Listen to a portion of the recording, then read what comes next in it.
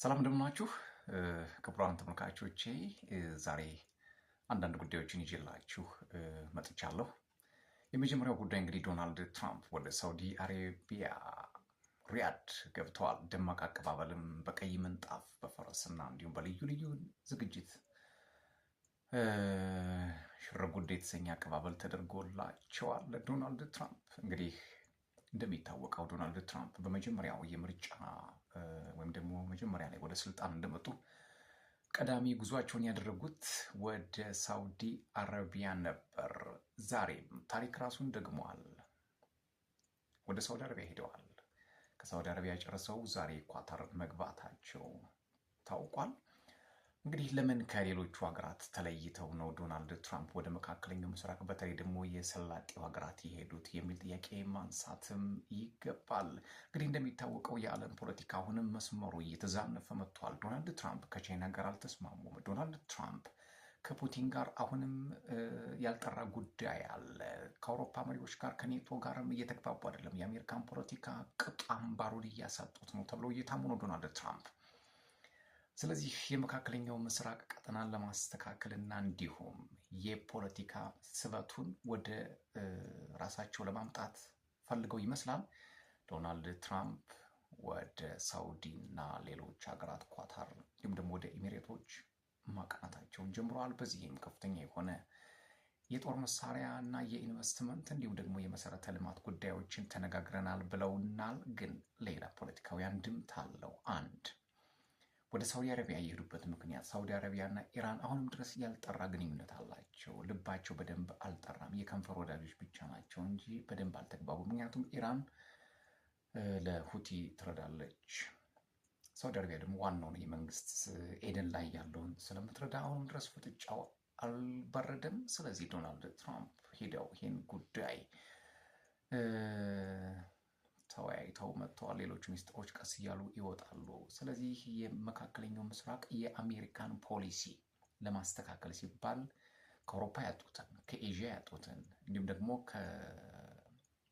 ከሩሲያና ቻይና የተነጠቁትን የዲፕሎማሲ የውጭ ግንኙነት መርሃቸው ለማስተካከል ወደ መካከለኛው ምስራቅ የሰላጤው ሀገራት ጉዟቸውን እያደረጉ ይገኛሉ። በዚህም ካዝናቸውን የሚሞላ ቁና ብር እያገኙ ነው። በተለይ ከኳታር ይበረከታል የተባለው 7478 ዘመናዊ ቅንጡ ጀት አነጋጋሪም ሆኗል።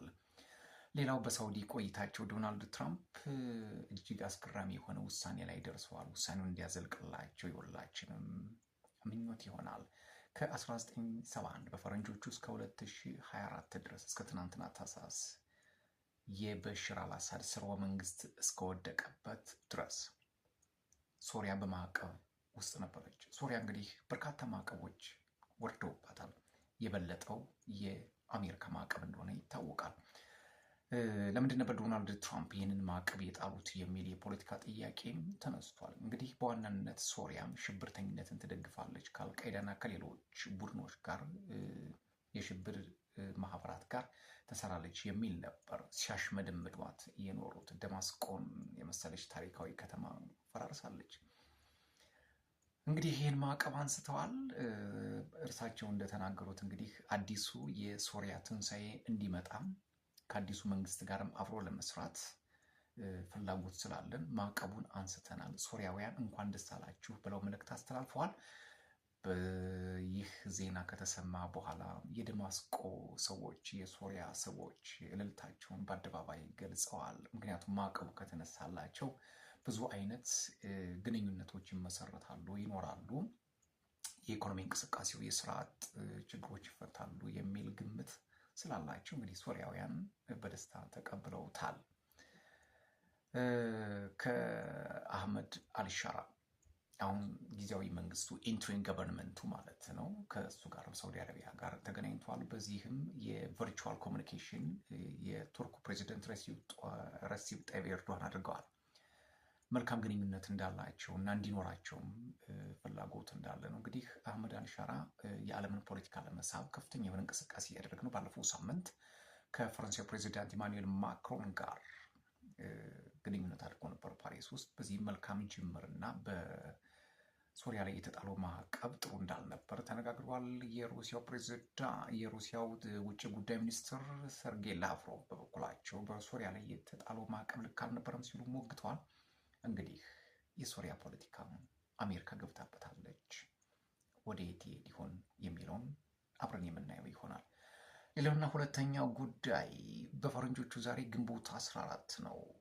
የእስራኤል የነጻነት ቀን ነው። እስራኤል የነጻነት ቀኗን እያከበረችው ነው። በ1948 እንግዲህ ባልፎር ዲክላሬሽን የአካባቢ የፍልስጤም ግዛት ከእንግሊዝ ነጻ ከወጣ በኋላ አዲስ ርስት ለእስራኤል ተተክሏል።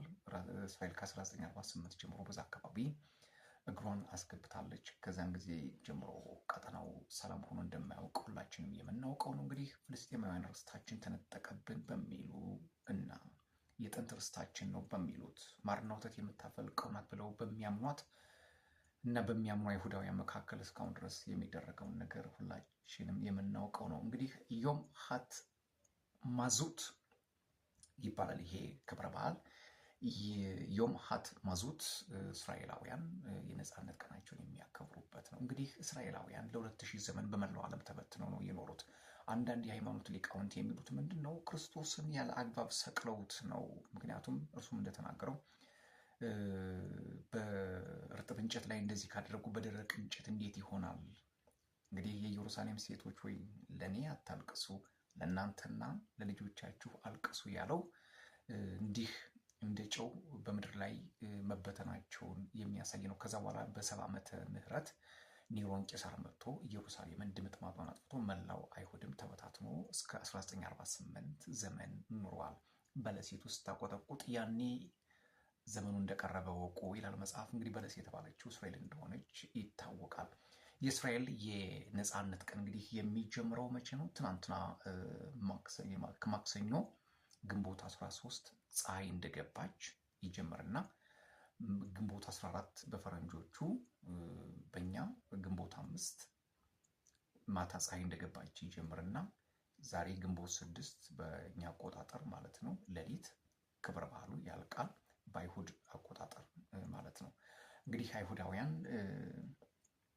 ይህንን ክብረ በዓላቸውን በቤተሰብ በመገናኘት በመሰባሰብ በካምፋየር በማድረግ በመብላት በመጠጣት ያከብሩታል። ወደ ተቀደሰችው ማርና ወተት ወደምታፈልቀው እንኳን ተመለስን ብለው ክብረ በዓላቸውን ያደርጋሉ አይሁዳውያን። እናንተስ ምን ትላላችሁ? ሰብስክራይብ፣ ላይክ፣ ሼር፣ ኮሜንት እያደረጋችሁ ቤተሰብ እንድትሆኑ የአክብሮት ግብዣዬ ነው። እነዚህንና ሌሎች መረጃዎችን በቶማ ዩቲዩብ ታገኛላችሁ።